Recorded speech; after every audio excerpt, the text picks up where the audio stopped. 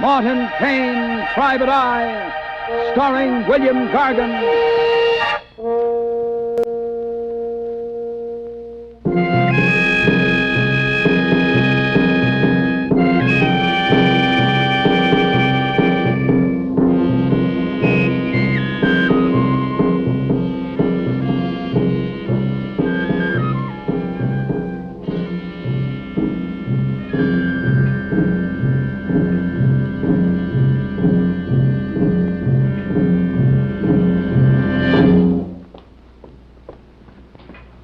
Time for your hot milk and crackers, Major. Did you hear me, Major? Yes, Molly. Just put the milk down. You have to drink it while it's hot now, or it won't help you to sleep. So quit playing with them old fishes and drink your milk. I've got to get this blasted pompadour out of here. It's sick. Oh, he looks lively enough to me. The fish has mouth fungus. He must be separated from the others before the disease spreads. Well, you just have to wait until you've drunk your milk. Oh, all right. It's cold. The blasted stuff is cold. Well, you just have to drink it up, Mr. Fussy. For I've no intention of running back to the kitchen and heating it up again. The very idea. You playing with them silly old fishes. And me begging you to drink your milk while it's hot. And then it's cold, says he. The idea. Oh, Molly, I want to talk to you a minute. I have no time for one of your sales talks now. I'm busy, Mr. Kennedy. Oh, no, Molly, you know I wouldn't try to high-pressure you. Is the old man alone in there? And he's in a terrible temper, so if I was you, I'd forget trying to sell him an oil well or a gold mine, or whatever fool thing you're promoting now.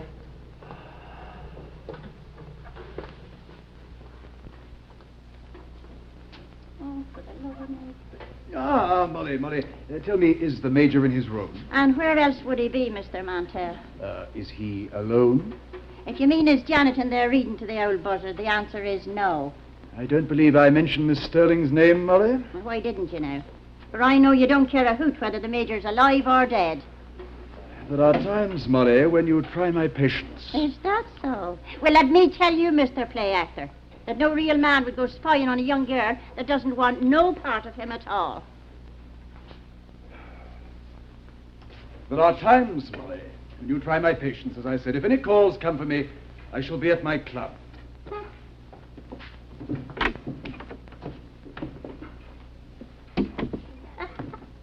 If any calls come, I'll be at the club. Molly, what on earth are you loitering in here for? There's a roast to prepare in the kitchen, and the dining table's to be set for supper. Oh, sure, I was just after bringing in the hot milk to the Major, Mrs. Lyman. I hope you remembered the Major's crackers, Molly. Oh, yes, ma'am, 4 graham crackers. And I put them in the oven to crisp them up a bit. Splendid. You know, we must take very good care of the Major. He's the only worthwhile person of all our guests. I know, so you've told me, ma'am. I'm going out to do the marketing, Molly. Make sure that no one disturbs the Major while he's napping. Yes, Mrs. Lyman, I'll see to it.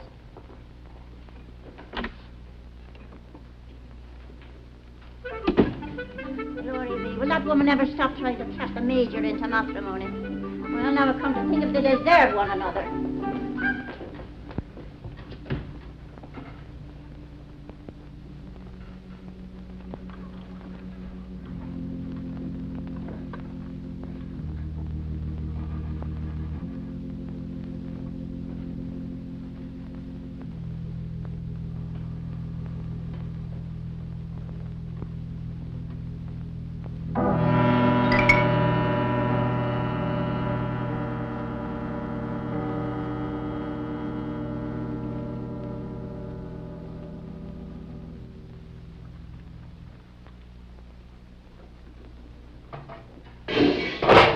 What is the name of the 7 devils is that now? Oh, I suppose the old fool has gone and knocked over one of them fish bowls again.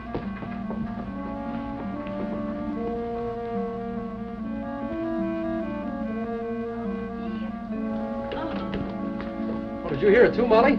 Sounds like one of the old boy's fish bowls got smashed. And if he's knocked over one of them bowls and spilled water on the new rug, did you hear the row there'd be? Major Ashley! For heaven's sake! Major Ashley, I get... Ah! Good Lord, Molly, the old boy's been shot through the head. What shot? He's dead. Now get the police. Oh. Molly, did you hear me? Get the police. Be quick about it. Oh, dear. Oh, this is terrible. Oh.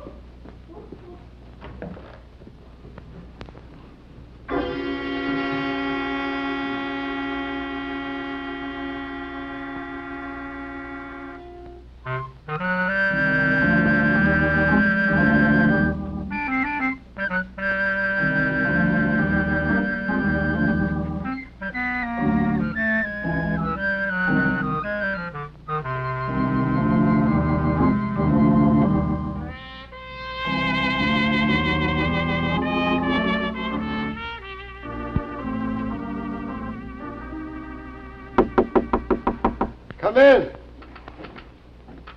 Well, Molly Griffin, the saints preserve us all. This brings back old memories. How long has it been, darling? Since himself and me had the lunchroom down by the battery, Mr. Kane. It must be all of 10 years. Oh, it must be that. Here, sit down, dear, and rest your weary feet there. First of all, I'm terribly sorry to hear about Henry's passing on. Oh, he was a good man, my Henry. A good man, God rest him. That he was. But tell me, Mr. Kane, why did you ask me to come here? Well, I read in the papers that you were mixed up in this Major Ashley murder. Oh, yes, so I am, but I'd nothing to do with that terrible crime, Mr. Kane. As God hears me, I didn't. I know you didn't, darling. That's why I asked you to come here. Maybe I can help. Oh, Lord bless you. And are you going to help the likes of me, Mr. Kane? Oh, the likes of you with the salt of the earth. You won't be after thanking me because I'm going to insist that you retain me on this case. Oh, it's a terrible thing that has happened, Mr. Kane. Oh? Though I'm not surprised the Major come to a violent end because he was an evil man. Oh? Well, maybe you better tell me a little about Major. Major Ashley had the devil in him. Mm-hmm. He had only two pleasures in life. Them old fishes that he kept in his room, and the story he would be telling the other guests. A story? About the deposit box, the safe deposit box, and what he kept in it. Well, just what did he keep in the safe deposit box? Emeralds, Mr. Kane. A whole fortune of emeralds. Emeralds? Emeralds. Hardly an evening went by, but that old fiend would be telling the story. Over and over he'd tell it. Mm-hmm. And he'd be watching the hate and the envy in the eyes of the others. And you could see him, enjoying their misery like a cat playing with a lame board. I remember the day clearly, although it was more than 20 years ago. My partner and I had followed this river for more than 200 miles into the jungles of Colombia. We had a notion of bringing out a live puma, a rather ambitious... As I recall, Major, the last time you honored us with an account of your adventures, a jaguar was the unlucky beast in question. Oh? Didn't I say jaguar? No, you said puma. That's another kind of animal, Major. Oh, yes, of course. Well, thank you for correcting me, Mantell. And you too, Kirby. Oh, do go on, please, Major. Well, to continue, quite an ambitious undertaking. Only for the fact that our supplies were nearly exhausted were we forced to abandon the hunt. And then this native pops out of the brush and hands you a fistful of emeralds. Yes, which you generously rewarded him with a jackknife and a box of matches. Mr. Mantell, Mr. Kirby, please. Mrs. Lyman, in his subtle way, Mr. Kirby is saying that we've all heard this story at least 100 times. Oh, my dear. I hope I haven't bored you. Hardly, Major. I was reading. Tell me, Major, you say you brought these emeralds back to the States with you, and they're now in a safe deposit box? Quite correct. You also say they're worth a fortune. $120,000 at their last evaluation. Probably a great deal more now. Oh, undoubtedly. Well, Major, why don't you sell the stones? You could put the money to work for you. Yes, and no doubt you have some sound investment scheme in mind, eh, Kirby? Well, it's possible. Well, you can yes, stop your dreaming, Kirby. I'm not going to be taken in by any of your wildcat stock schemes. The emeralds will remain right where they are, under lock and key in my safe deposit box. I have no intention of disposing of them. And that's the way it went, Mr. Kane. Night after night the Major would be telling that story, and the others would sit and listen. And you could see them planning what they would do if only the emeralds was theirs. You said something about a key on a chain. Was that the key to the safe deposit box?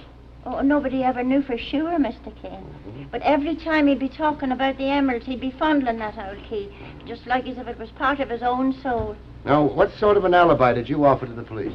Oh, you mean, can I prove that I didn't do the murder? Well, I can't, Mr. Kane. But sure, I was all alone by myself in the kitchen when it happened. Who else was in the house at the time? The Major and Mr. Kirby, of course. All right, Molly, I'll take it from here. Don't worry, darling. I'll get you off the hook. Oh. I'll get you off the hook, that is, if you didn't do it. Oh, Mr. Kane. No, wait, don't. I was only kidding. Don't get your Irish up. Oh, I hope so. Now, about my fee. Well, Yeah. I have a few dollars saved, Mr. Kane. I could be owing you the rest. I don't think that'll be satisfactory. I demand payment in Oh, advance. dear. And that'll be one of your delicious homemade apple pies. Oh, go along with you, Mr. Get Kane. along with you, Molly. Get along with you. May all your children have rich parents. Oh, thank you. Goodbye, darling. What'll be? I'd like a pouch of Dill's Best, please. Well, that's a very good choice, sir. Dill's Best, flavor cut for extra mildness and cool smoking and that richer tobacco taste. You're so right. Thanks a lot. Thank you very much, sir. Come again, please. Well, Sergeant, nice of you to meet me here. It's my pleasure, Mr. Kane. What can I do for you? Hello, Marty. Well, I want you to fill me in on the Major Ashley murder. Well, I don't know. Well, Mr. it's all part of the family. I've been retained by one of the suspects, Molly, the cook. I said hello, Marty. Oh, yes, a very talented woman. I had an occasion to test her delicious roast beef shortly after we arrived at the scene of the crime. Well, what time was the murder committed? At about 4:15 yesterday afternoon, Mr. Kane, Major Ashley was shot in the left temple by a .22 caliber bullet. Now, the murder weapon was of a type used for target shooting or small game hunting, a Winchester Model 70. It was equipped with a 4-power telescopic sight. It's an odd thing to use for a murder weapon. What makes you think so, Gumshoe? Yes, wasn't it odd, though? Well, we found the rifle at the edge of the woods, about 250 yards from the Major's room. And you think that somebody took a pot shot at the Major from the woods, huh? The French doors, which open out into the garden and the woods beyond, were found ajar. Now, there's a brilliant deduction for you. There were no fingerprints on the murder weapon, and absolutely no physical evidence at the spot where we found the rifle. What sort of alibis did the suspects come up with? Well, Molly the cook and Mr. Kirby claim they were both in the house at the time of the murder. They discovered the body. Yeah, and the others? Mrs. Lyman claims she left the house at 4 to go marketing. Mr. Mantell, the unemployed actor, states that he left the house at 4 to take a walk. And Miss Sterling, the librarian, testified that she also went for a walk at 4. Well, that front door must be a very busy place at 4. Wouldn't you like to visit the scene of the crime, Mr. Kane? I'm meeting Captain Leonard there in a few minutes. Yes, let's get out of here. Hey, what's the matter with me today? Am I invisible? Say, listen, Bud, if when the boss comes back, tell him that Martin Kane dropped in, will you? Yeah, sure, I will. Thanks. Wait a minute, I'm the boss around here. What's that? Yes, sir. Can I help you? Pouch of model, please. Right you are, sir. Model. Find us 10 cents worth of tobacco that you can put into a pipe. Did you say 10 cents? Yes, sir, I said 10 cents, and still 10 cents, by the way, and plenty mild, too. That's why I like model. Thank you very much. Come again, huh?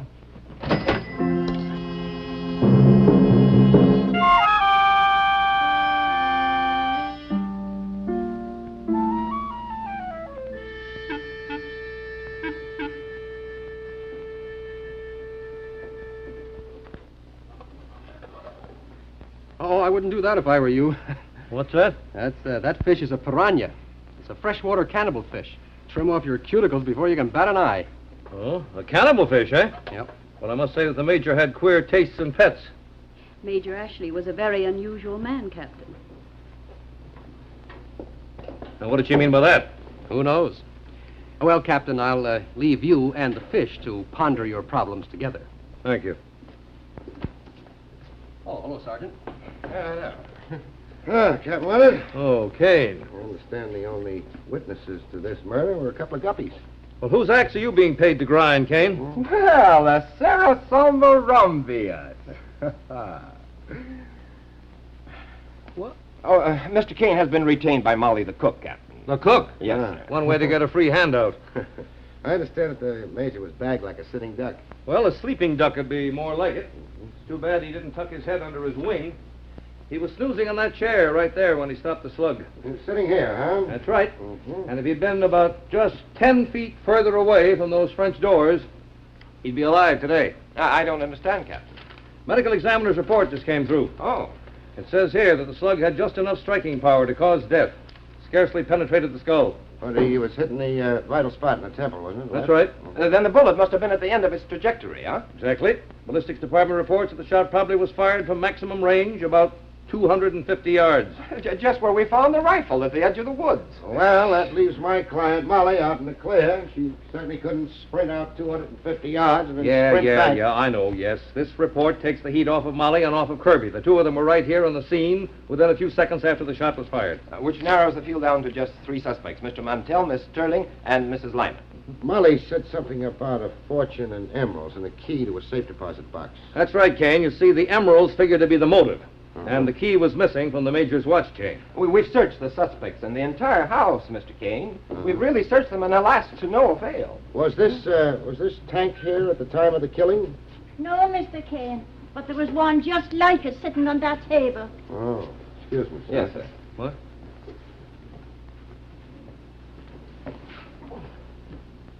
Well, I don't see how the Major could be hit. This tank would have shielded him. Mr. Kane, we assume at the moment that one of the French doors blew open. The old gentleman started to get up in order to close the door. And that way his head came above the top of the tank, and powie, he got it. And as the Major fell back into the chair, he knocked the aquarium onto the floor. And a fine mess he made on Mrs. Lyman's new rug. Captain, Well, may I have a word with you in private? you can say anything you want in front of these two. What's on your mind, Mrs. Lyman? Well, it's something I overheard. Just after lunch yesterday, Mr. Mantell and Miss Sterling were in alone in the living room. And that is the plan, my dear Janet. A simple plan, simple but perfect. But I need your help to put it into operation. But why me, John? Why not Kirby? Oh, no. That fool would be sure to bungle it. You are the only one that I can trust, my dear. Oh, say that you will help me. Well, I don't know. I certainly need the money, but, well, the risk is so great. My dear, I tell you that nothing can go wrong. It's absolutely simple, but we must do it today. Now. Here's Molly. I'll talk to you later. Right. And then Molly came through the room, and they separated. Well, Mrs. Lyman, why didn't you tell this to the police before? Well, I didn't know if it was important or not. My dear lady, you've just given us the one good lead that we've had in this case. Sergeant, I'd like you to take Mantell and Miss Sterling down to headquarters. You and a couple of the boys go to work on them. And I want a confession before morning. That's an excellent suggestion, Captain. Thank you very much, Mrs. Lyman. You've done your bit. I think you can go now. Thank you. Well, Marty, like me to give you a lift downtown? I'm going to call it a day. No, if you don't mind, Captain, I think I'll rub a neck around these fish. Oh? All right. Only, watch out for this fella. Oh. Yeah, that's a cannibal fish. Mm-hmm. A Sarah something or other. Mm-hmm. Anyway, it eats anything warm. Even detectives? Very funny.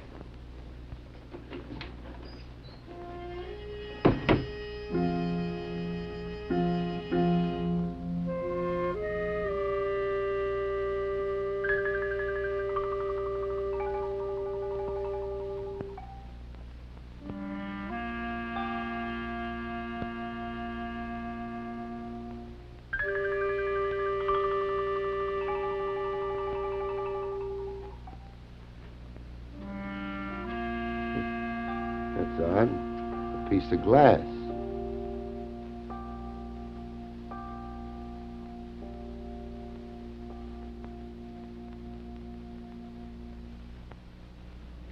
You mean to stand there and tell me, Ross, that you grilled that ham actor and the dame all night long and you couldn't get a confession? Regrettably, no, Captain. It seems the mysterious conversation overheard by Mrs. Lyman was quite innocent after all. Would you care to elucidate, Sergeant? What did the ham actor have to say, anyway? What's going on here? Is this happening again today? Am I haunted or something?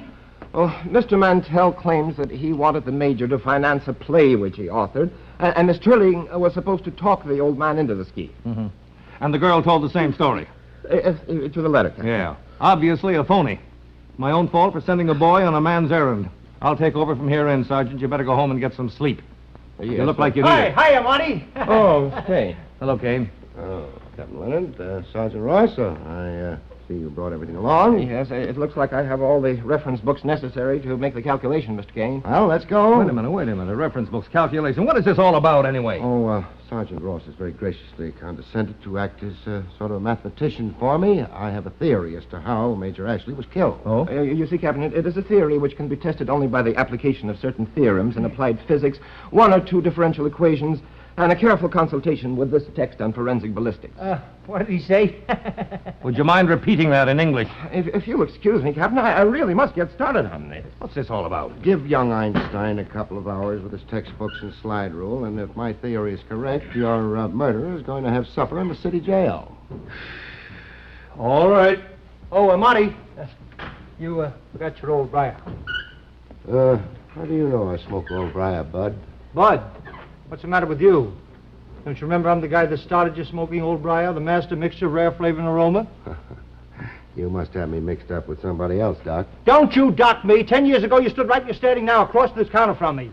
And you asked me how old briar got that wonderful taste, a terrific aroma, and I told you.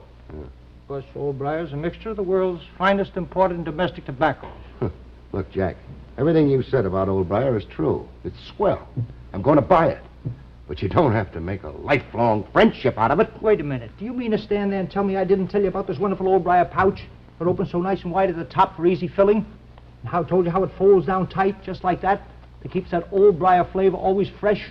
Oh, gee. Gotta hand it to you, Mac. You sure try hard. Well, I thought I had some change here. Put it on the cuff, Sonny. Sonny! Yeah. And on the cuff yet! Oh, that's all right, Sonny. The boss knows me. The name is Martin King. Is it possible it's not me? I'm some other guy? Somebody I don't even know?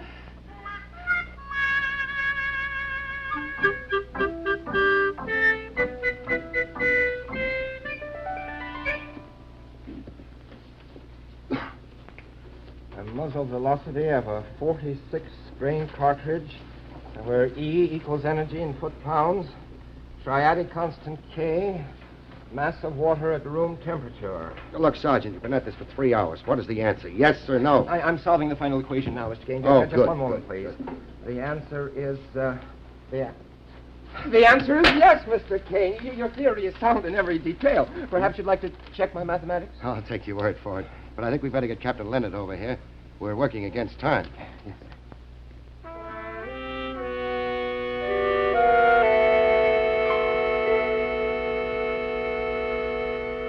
So that's what you two brains have been working at, huh? Well, I'm a knock-teed, ring-tailed baboon. Wait till the ballistics department gets them blow to this. May I ask, Captain, if this mysterious new development concerns any of us? Yes, it concerns one of you, Mantell. The murderer. You know, Marty, these figures make sense. Mm-hmm. The murder could have been committed in just that way.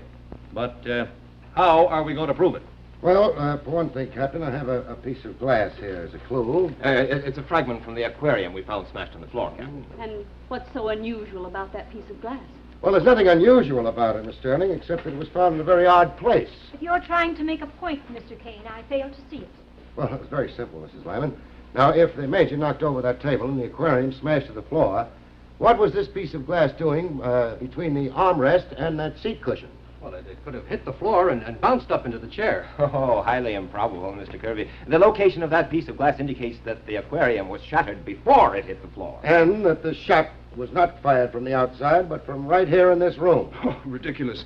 If the shot was fired from so close a range, then the bullet would automatically have gone straight through the old man's skull. Not if the bullet first went through some solid object, What object, Mr. Kane? like the aquarium that was sitting there. Oh, who are you trying to kid? Mr. Kirby, excuse me, gentlemen. My calculations show that the striking force of a bullet fired from here through an aquarium similar to this one would have almost the exact same striking force as that of a shot fired from a distance of 250 yards.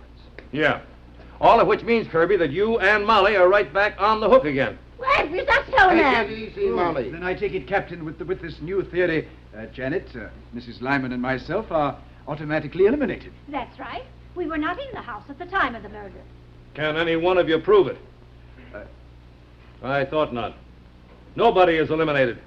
Not until we complete the paraffin test, Captain. Paraffin test? Oh, it's a ballistics department test, Miss Sterling. It will disclose the presence of nitrates embedded in the skin of the murderer's trigger hand. Nitrate? That's right, Mrs. Lyman. Minute particles of gunpowder remain embedded for several days in the hand of anyone who's fired a gun.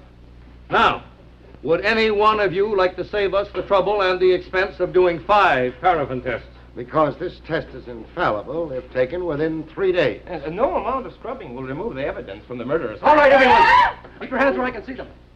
Too bad, Mr. Kane, that all this wonderful scientific deduction has to go to waste. Ow! Got him, Sergeant! All right.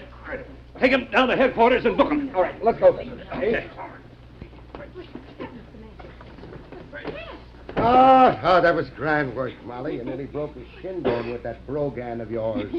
Well, we couldn't let it get away with it, could we, Mr. No, Kane? that we I couldn't. don't see why you couldn't have taken this test 2 days ago, Captain.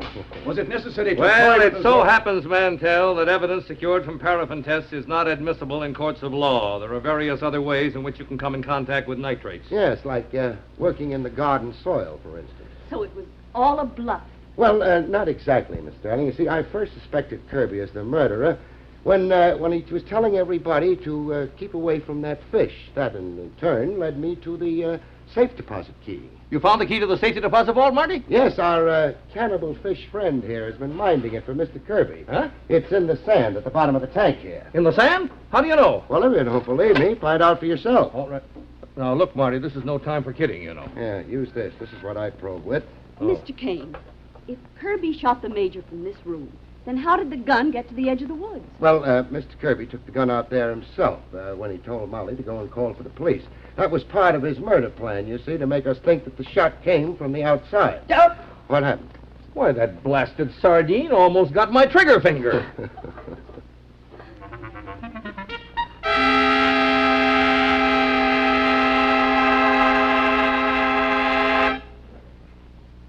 Look, you.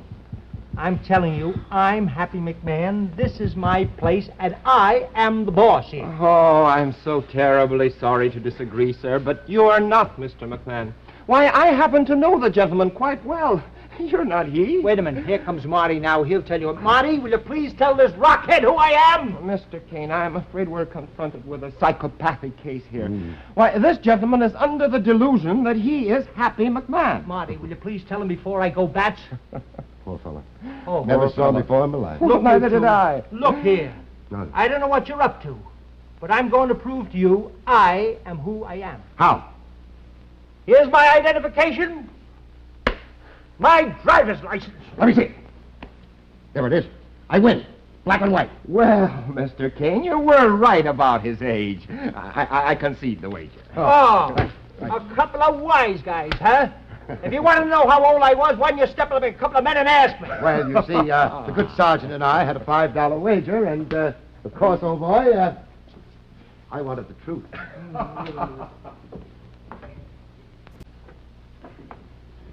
Good night, folks. See you next week.